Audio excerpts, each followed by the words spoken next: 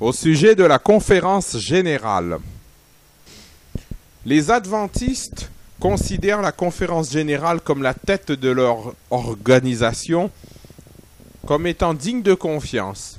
Mais qu'est-ce que Dieu pense de la conférence générale de l'Église adventiste du 7e jour? Eh bien, pour Dieu, la conférence générale n'est plus du tout dans son plan, selon ce qui est écrit dans l'esprit de prophétie. Nous allons lire « Événements des derniers jours », numéro 151. La voix qui vient de Battle Creek, qui a été considérée comme une autorité lorsqu'elle donnait son conseil sur la meilleure façon d'accomplir l'œuvre de Dieu, n'est plus la voix de Dieu. Voilà, donc la conférence générale qui était à l'époque à Battle Creek, eh bien, elle n'était plus la voix de Dieu. Et ce qui est dit au numéro 152, toujours écrit par Ellen White, « Voici plusieurs années que je ne considère plus la conférence générale comme étant la voix de Dieu. »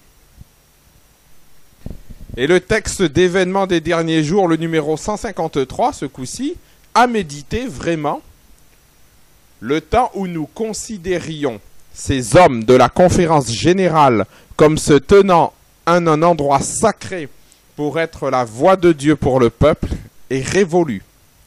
Est révolu. Donc, c'est fini. La conférence générale n'est plus la voix de Dieu. Ce n'est plus quelque chose que Dieu reconnaît. L'esprit de prophétie dit aussi, dans l'événement des derniers jours au numéro 145, la conférence générale en elle-même se corrompt par des opinions et des principes erronés. Ces opinions et ces principes erronés qui prouvent que la conférence générale n'est plus la voix de Dieu, en voici deux exemples. Nous allons d'abord traiter le premier exemple. Ces extraits de la déclaration de la conférence générale Adventisme et catholicisme que nous pouvons lire dans la revue adventiste de juillet-août 1997 à la page 2. Nous reconnaissons certains changements positifs au sein du catholicisme contemporain. Voici donc une déclaration que la conférence générale a faite en 1997. Mais qu'est-ce qui est écrit?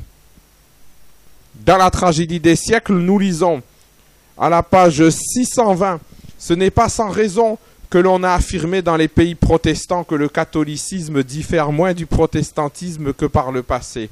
Il y a eu un changement, mais ce n'est pas le fait de la papauté.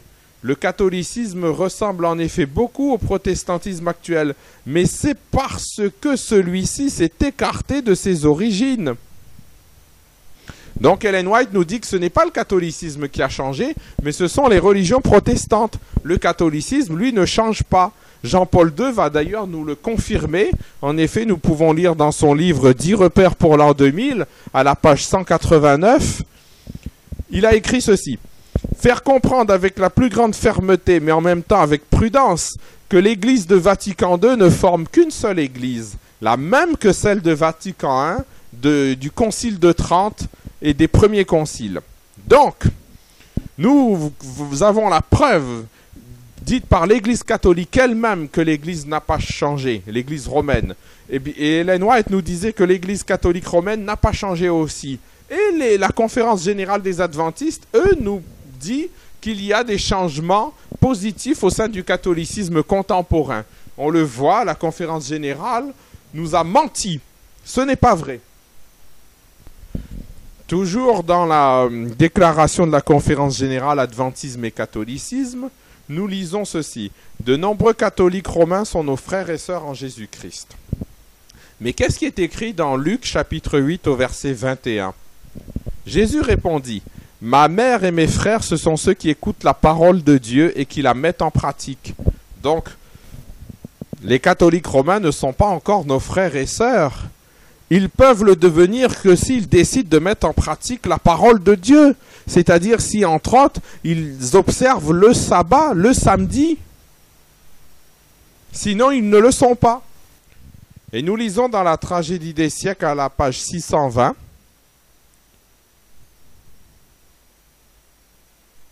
La papauté, son histoire millénaire est écrite avec le sang des saints.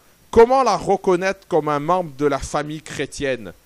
Donc, la papauté n'est pas un membre de la famille chrétienne. Le catholicisme n'est pas une religion chrétienne parce que pendant plus d'un millénaire, il a versé le sang de ceux qui ne voulaient pas le reconnaître. En plus, comme le catholicisme est centré plus sur le culte de la Vierge Marie d'abord que sur Jésus-Christ, ce n'est donc vraiment pas une religion chrétienne. Donc il n'y a aucune fraternité avec cette religion. Le Seigneur a donné un critère exclusif de fraternité. Ceux qui font la volonté de mon Père qui est dans les cieux. Nous allons voir maintenant un second exemple qui me prouve de façon absolue que la conférence générale n'est plus la voix de Dieu et n'est plus dans le plan de Dieu. C'est ce que nous lisons dans le bulletin d'information adventiste consacré à la conférence générale de l'année 2010 à Atlanta. Nous lisons que le jeudi 1er juillet, le pasteur Claude Batty, qui est le président de la Fédération protestante de France, a eu l'occasion de s'adresser aux 2410 délégués du monde entier de la session de la conférence générale.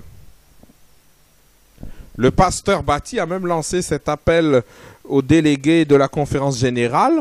« Mon souhait est que nous proclamions ensemble la grâce de Dieu pour le salut de l'humanité. » Mais on sait très bien en lisant la Bible que l'humanité ne sera pas sauvée, mais qu'il y aura très peu d'élus par rapport à la population de la planète. Selon ce qui est écrit, quand le nombre des fils d'Israël serait comme le sable de la mer, un reste seulement sera sauvé. Romains chapitre 9, verset 27. Quand le Fils de l'homme viendra, trouvera-t-il la foi sur la terre? Luc chapitre 18, verset 8. Les autres hommes qui ne furent pas tués par ces fléaux ne se repentirent pas des œuvres de leurs mains de manière à ne point adorer les démons. Apocalypse chapitre 9 verset 20. Permettre à quelqu'un qui ne reconnaît même pas l'autorité du sabbat de s'adresser à tous les délégués de la conférence générale, cela est la preuve que la conférence générale a apostasié depuis longtemps. En effet, il est écrit dans l'esprit de prophétie: aucun compromis n'est permis avec ceux qui annulent la loi de Dieu. Il n'est pas prudent de leur demander conseil. Notre témoignage ne doit pas faiblir. Message choisi, volume 2, page 425. Le pasteur Batty n'a donc rien à nous apprendre, rien à nous dire. Il est dans les ténèbres, dans une religion qui est déjà rejetée par Dieu.